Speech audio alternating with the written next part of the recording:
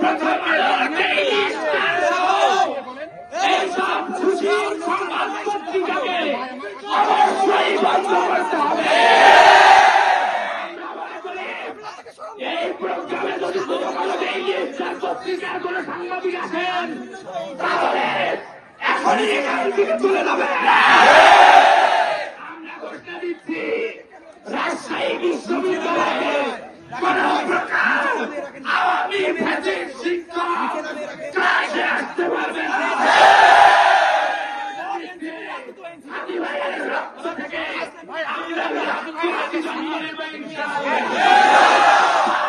High commission বাংলাদেশের মাত্র 2টা, তার মধ্যে একটা রাজশাহীতে।